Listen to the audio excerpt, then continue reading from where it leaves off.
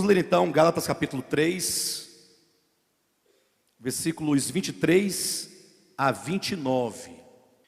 Diz assim o texto sagrado: mas antes que viesse a fé, estávamos sob a tutela da lei e nela encerrados para essa fé que de futuro haveria de revelar-se. De maneira que a lei nos serviu de aio para nos conduzir a Cristo, a fim de que fôssemos justificados por fé. Mas tendo vindo a fé, já não permanecemos subordinados ao aio.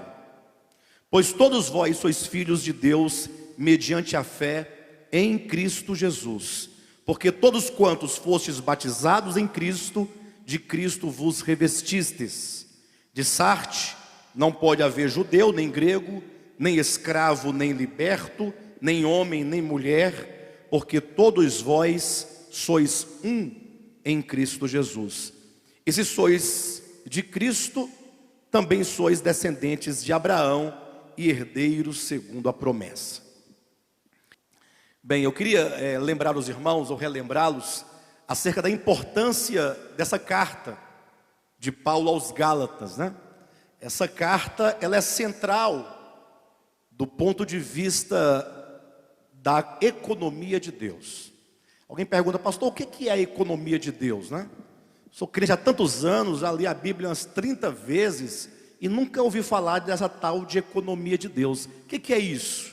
Bem, a economia de Deus é uma expressão, você vai encontrar ela, por exemplo, em 1 Timóteo capítulo 1, versículo 3 e versículo 4, quando lá o apóstolo Paulo diz que Deus, ele cumpre a sua vontade mediante um plano, mediante um propósito. Então, quando se diz de economia de Deus, estamos a nos referir, ou a Escritura se refere ao plano de Deus que ele elaborou desde a eternidade passada a se cumprir plenamente na eternidade futura.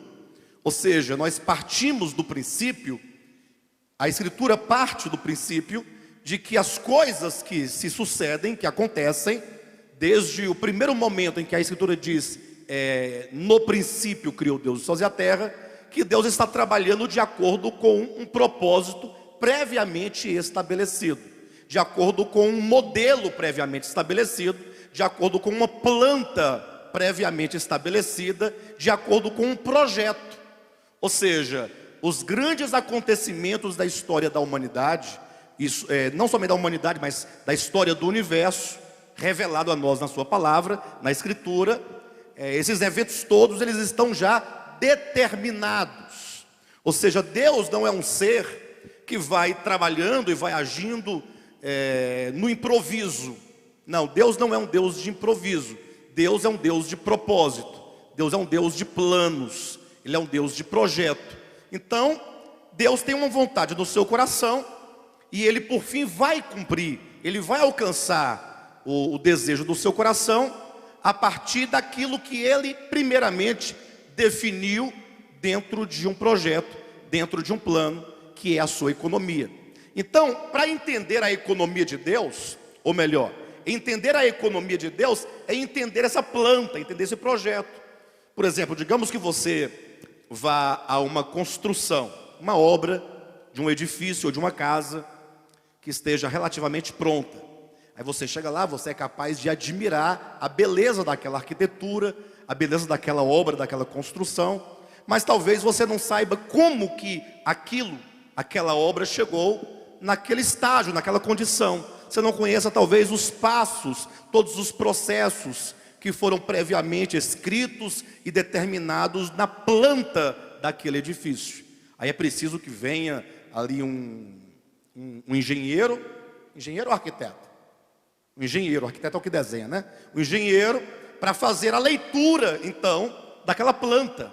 Aí ele vai conhecer todo o processo, ele vai saber como que aquela obra chegou no seu final, como que ela se estrutura, como que ela se sustenta, enquanto que outros só podem ver a beleza exterior, a beleza aparente, não é?